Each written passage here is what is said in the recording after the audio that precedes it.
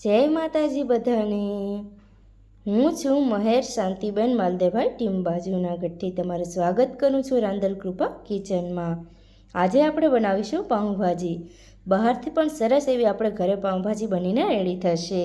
તમે પણ એકવાર આ રીતે પાઉંભાજી બનાવીને જરૂરથી ટ્રાય કરજો। આપણી ભાજીમાં આપણે બને ત્યાં સુધી વધારે વેજીટેબલ્સનો જ ઉપયોગ કરવાનો, જેથી કરીને આપણી ભાજીનો ટેસ્ટ ખૂબ જ સરસ આવે। તો મેં અહીં ભાજી બનાવવા માટે 200 ગ્રામ જેટલા લીલા વટાણા લીધેલા છે, 3 થી 4 નંગ જેટલા મોટા બટેટા અને એક આપણે રીંગણ લીધેલું છે, 3 થી 4 નંગ આપણે લીલા મરચાં લીધેલા છે અને થોડો ફ્લાવરના ટુકડા। આ રીતે આપણે બટેટાના નાના નાના ટુકડા કરી અને બફાવવા માટે કુકરમાં એડ કરી દેવાના છે। સૌપ્રથમ આપણે કુકર એમને પાણીનું ભરીને મૂકી દેવાનું છે। ગેસની ફ્લેમ આપણે હાઈ રાખવાની છે। આપણે જ્યારે કુકરમાં વેજીટેબલ્સ એડ કરીએ ત્યારે આપણે ગેસની ફ્લેમ મીડિયમ કરી દેવાની છે। હવે આપણું પાણી થોડું થોડું ગરમ થઈ ગયું છે। હવે આપણે તેમાં બધા જ બટેકાના ટુકડા એડ કરી દેવાના છે। હવે આપણે બધા ફ્લાવરના ટુકડા એડ કરીશું। વેજીટેબલ્સ તમે તમારા સ્વાદ અકોર્ડિંગ લઈ શકો છો। જેમ આપણે વધારે વેજીટેબલ્સનો ઉપયોગ કરીશું એમ આપણી ભાજી પણ સરસ બનીને રેડી થશે। મેં અહીં 200 ગ્રામ જેટલા લીલા વટાણા લીધેલા છે, તેને પણ આપણે પાણીમાં એડ કરી દેવાના છે। અહીં મેં મોટા નંગ જેટલું રીંગણ લીધેલું, તેને આપણે આ રીતે ટુકડા કરીને એડ કર્યું છે અને 3 મોટી સાઇઝના મેં લીલા મરચાં લીધેલા છે, તેને પણ આપણે બફાવવા માટે એડ કરી દેવાના છે। મને જરા રીંગણની સાઇઝ મોટી લાગી તેથી હું આ રીતે ટુકડા કરીને એડ કરું છું। હવે આપણે આમાં 1/4 ટીસ્પૂન જેટલું હળદર પાવડર એડ કરીશું, જેથી આપણી ભાજીનો કલર સારો આવે। 1 ટેબલ સ્પૂન મેં મીઠું એડ કર્યું છે, તમે તમારા સ્વાદ અકોર્ડિંગ એડ કરી શકો છો। તેને આપણે સારી રીતે મિક્સ કરી લેવાનું છે। હવે આપણે તેમાં 15 થી 20 ટુકડા આ રીતે ગલકાના સુધારીને એડ કરવાના છે, તેની મેં છાલ ઉતારી લીધી છે। હવે આપણે તેમાં 2 થી 3 નંગ જેટલા આ રીતના ગાજરના ટુકડા કરીને એડ કરવાના છે અને થોડી કોબી એડ કરીશું, જેથી આપણી ભાજી સરસ બનીને રેડી થશે।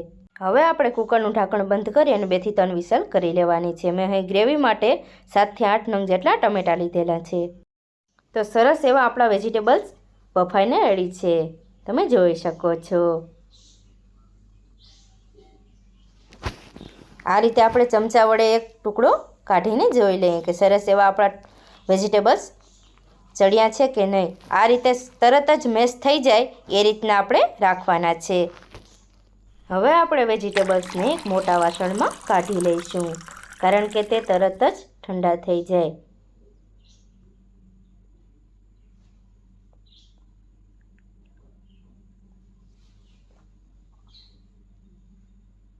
બે થી 3 મિનિટ માટે આપણે આ રીતે ઠંડા થવા માટે રાખી દેવાના છે। ત્યાં સુધીમાં આપણે ટમેટાની ગ્રેવી બનાવી લઈએ। આ રીતના મેં મોટા ટુકડા કરી લીધેલા છે, તમે જોઈ શકો છો। ટમેટાની ગ્રેવી એડ કરવાથી આપણા ભાજીનો ટેસ્ટ ખૂબ જ સરસ આવે છે।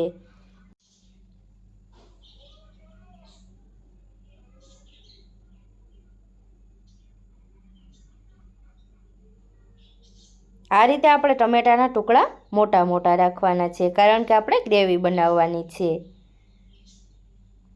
4 થી 5 મિનિટ જેવો સમય થઈ ગયો છે।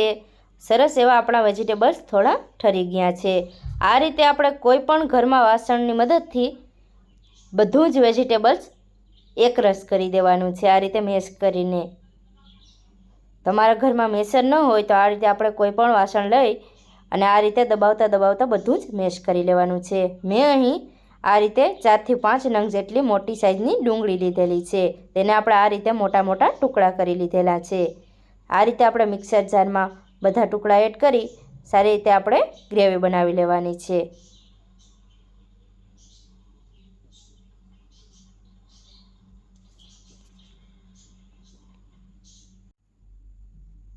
ડુંગળીની આપણે પેસ્ટ નથી બનાવવાની, ઝીણા ઝીણા ટુકડા રહે એ રીતને આપણે ડુંગળીની ગ્રેવી બનાવવાની છે।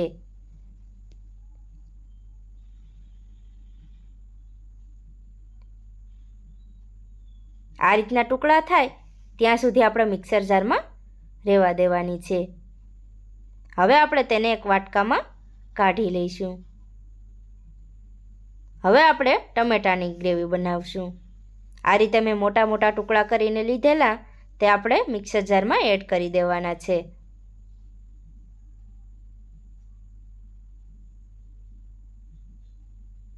તેને પણ આ રીતે આપણે મિક્સર જારમાં પેસ્ટ બનાવી લેવાની છે.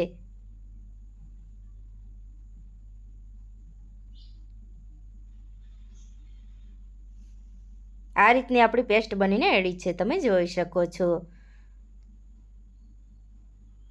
ટમેટાની ગ્રેવીની કન્સિસ્ટન્સી આ રીતની હોવી જોઈએ.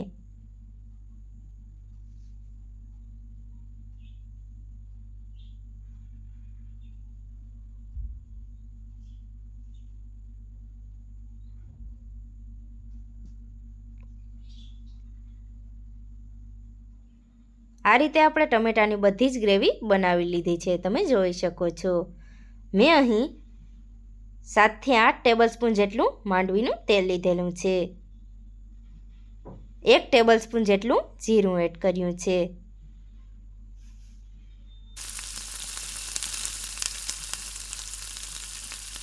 પાઉંભાજીમાં આપણે રાઈનો ઉપયોગ નથી કરવાનો. 1/4 ટીસ્પૂન જેટલી હિંગ એડ કરવાની છે.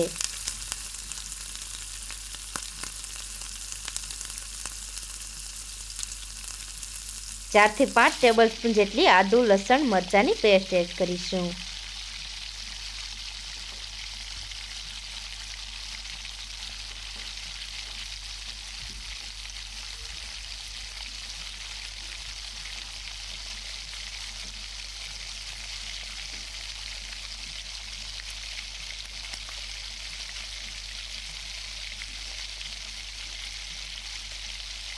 તેને આપણે તેલમાં સારી રીતે મિક્સ કરી લેવાનું છે.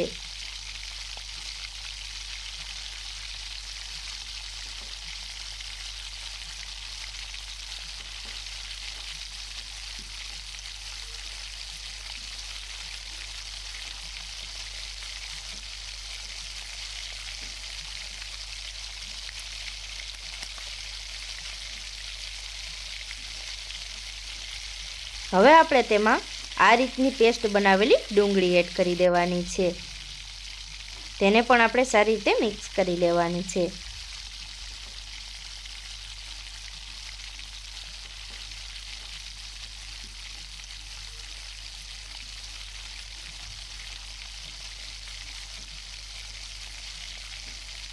આ રીતે આપણે ચમચા વડે હલાવતા રહેવાનું છે, કારણ કે તે નીચે ચોંટી ન જાય.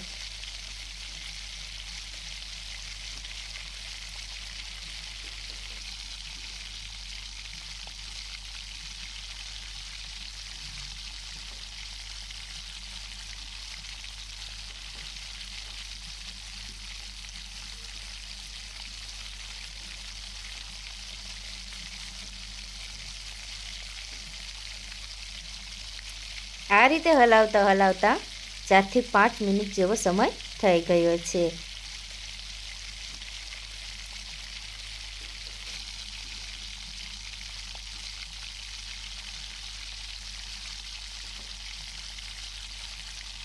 આ રીતે તેલ છૂટું પડી ગયું છે, તમે જોઈ શકો છો. હવે આપણે તેમાં 2 ટેબલસ્પૂન જેટલું મીઠું એડ કરીશું. તમે તમારા સ્વાદ અકોર્ડિંગ એડ કરી શકો છો. વેજીટેબલ્સ આપણે બફાવવા માટે મૂકેલા ત્યારે પણ આપણે એડ કર્યું હતું, તેથી આમાં થોડું ધ્યાન રાખીને એડ કરવાનું. હવે આપણે તેમાં 1/4 ટીસ્પૂન જેટલું હળદર પાવડર એડ કરીશું. તેને પણ આપણે સારી રીતે મિક્સ કરી લેવાનું છે.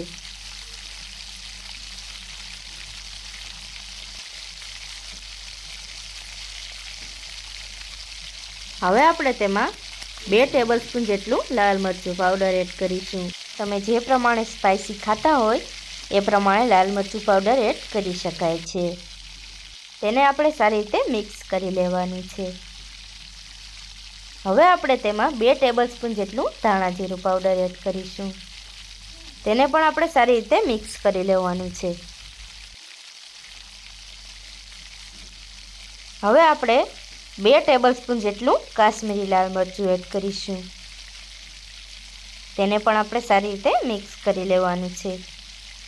હવે આપણે ટમેટાની પેસ્ટ એડ કરીશું. તેને પણ આપણે સારી રીતે મિક્સ કરી લેવાની છે.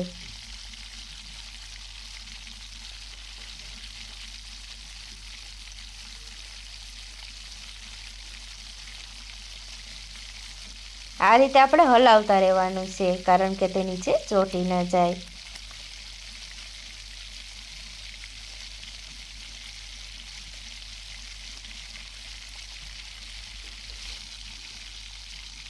થોડીવાર માટે આપણે ચમચો લઈ લેવાનો છે. મને જરૂર લાગી એટલે મેં 1 ટેબલસ્પૂન જેટલું કાશ્મીરી લાલ મરચું ફરી પાછું એડ કર્યું છે.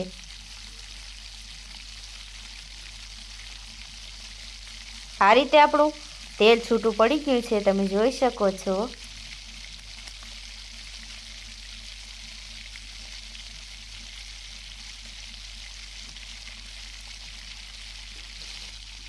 સરસ મજાની સુગંધ પણ આવવા લાગી છે.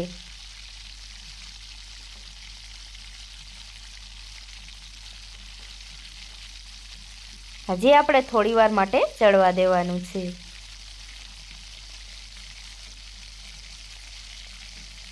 આ રીતે ફરી આપણું તેલ છૂટું પડી ગયું છે, તમે જોઈ શકો છો.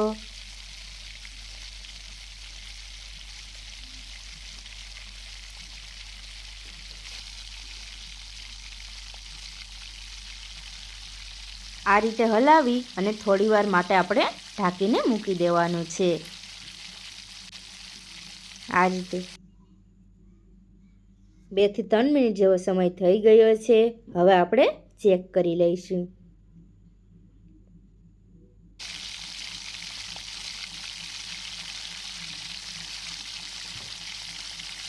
હવે આપણું ફરી તેલ છૂટું પડી ગયું છે, તમે જોઈ શકો છો. 2 ટેબલસ્પૂન જેટલો આપણે તેમાં પાઉંભાજીનો મસાલો એડ કરીશું, જેથી આપણે બહારથી પણ સરસ એવી ઘરે પાઉંભાજી બનીને રેડી થશે. તેને પણ આપણે સારી રીતે મિક્સ કરી લઈશું.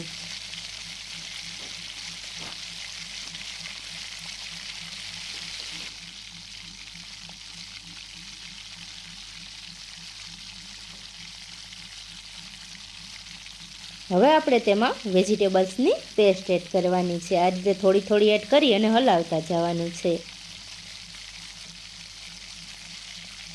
આપણે બધી પેસ્ટ ભેગીથી એડ નથી કરવાની.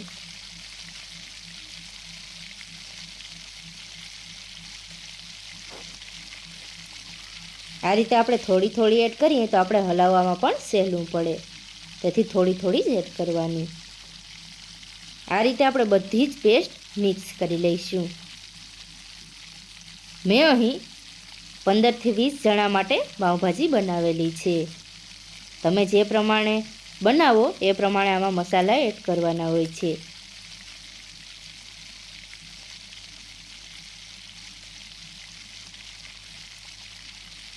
સરસ એવી આપણી પાઉંભાજી મિક્સ થઈ ગઈ છે, તમે જોઈ શકો છો. હવે આપણે તેમાં 3 ટેબલસ્પૂન જેટલો લીંબુનો રસ એડ કરશું, જેથી કરીને આપણી પાઉંભાજી સરસ મજાની ખાટી મીઠી થાય. તેને પણ આપણે સારી રીતે ભાજીમાં મિક્સ કરી લઈશું.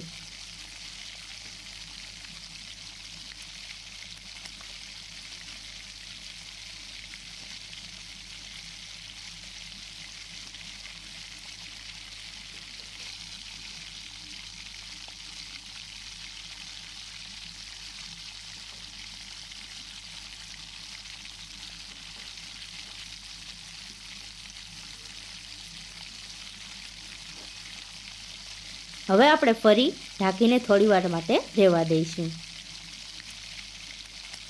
આ રીતે સરસ એવું આપણું તેલ છૂટું પડી ગયું છે, તમે જોઈ શકો છો. આ રીતે હલાવી અને આપણે ફરી પાછું ઢાંકીને મૂકી દેવાનું છે. આ રીતે વચ્ચે વચ્ચે હલાવતા જવાનું છે, કારણ કે તે નીચે ચોંટી ન જાય.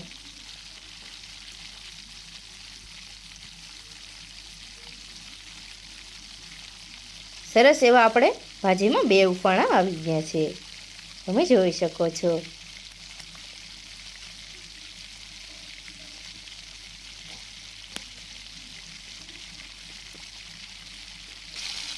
હવે આપણે તેમાં ઉપરથી થોડી કોથમીર એડ કરીશું. તેને પણ આપણે ભાજીમાં સારી રીતે મિક્સ કરી લેવાની છે.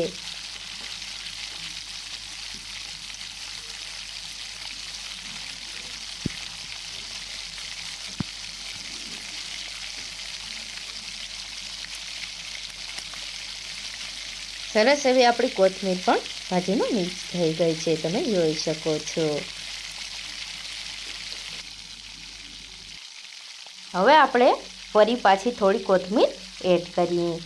તેને પણ આપણે સારી રીતે મિક્સ કરી લેવાનું છે. હવે હું તમને પાઉં શેકીને બતાવું. આ રીતે અમે 2 થી 3 ટેબલસ્પૂન જેટલું તેલ લીધેલું છે અને થોડો કોથમીરના ટુકડા લીધેલા છે. તમને કોથમીર પસંદ ન હોય તો તમે સ્કીપ પણ કરી શકો છો. આ રીતે આપણે બંને બાજુ ફેરવતા ફેરવતા પાઉં શેકી લેવાના છે.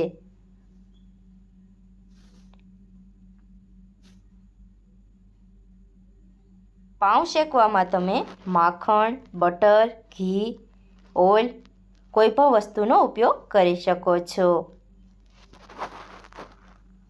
આ રીતે આપણે તવીથા વડે હલાવતા હલાવતા બધા જ પાઉં શેકી લેવાના છે.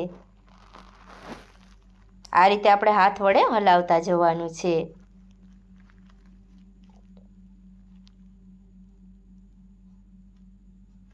તો ફરી આપણે પાઉંને પલટાવી લઈશું. તો સરસ મજાની આપણી પાઉંભાજી બનીને રેડી છે, તમે જોઈ શકો છો. તમે પણ એકવાર આ રીતે ચોક્કસ ટ્રાય કરજો અને કોમેન્ટ સેક્શનમાં જરૂરથી જણાવજો કે તમને મારી આ પાઉંભાજીની રેસીપી કેવી લાગી. હવે હું તમને કોથમીર વિના પણ પાઉં શેકીને બતાવું. આ રીતે મેં 2 ટેબલસ્પૂન જેટલું તેલ લીધેલું છે. તેના ઉપર આપણે આ રીતે એક પેકેટ આપણે આખું પાઉંનું મૂકી દેવાનું છે. તેને આપણે ફેરવી અને સારી રીતે આ રીતે આપણે થોડું થોડું તેલ એડ કરી ફેરવતા ફેરવતા પાઉં શેકી લેવાના છે. હવે હું પલટાવી લઉં. આ રીતે આપણે પલટાવી લીધું છે, તમે જોઈ શકો છો. નીચે થોડું તેલ એડ કરી આ રીતે આપણે ફેરવતા ફેરવતા બધા જ પાઉં શેકી લેવાના છે. આ રીતે આપણા પાઉં શેકાઈને રેડી છે, તમે જોઈ શકો છો. તમે કઈ રીતે પાઉં શેકીને ખાવ છો તે પણ મને કોમેન્ટ સેક્શનમાં જરૂરથી જણાવજો. સરસ મજાની આપણી પાઉંભાજી બનીને રેડી છે, તમે જોઈ શકો છો. જો તમને મારો આ વિડીયો ગમ્યો હોય તો લાઈક કરજો, શેર કરજો અને સબસ્ક્રાઈબ કરવાનું ભૂલતા નહીં. બાજુમાં આપેલું બેલ આઇકોન જરૂરથી દબાવજો, જેથી હું વિડીયો મૂકું તો તરત જ તમને નોટિફિકેશન મળી જાય. જય માતાજી બધાને.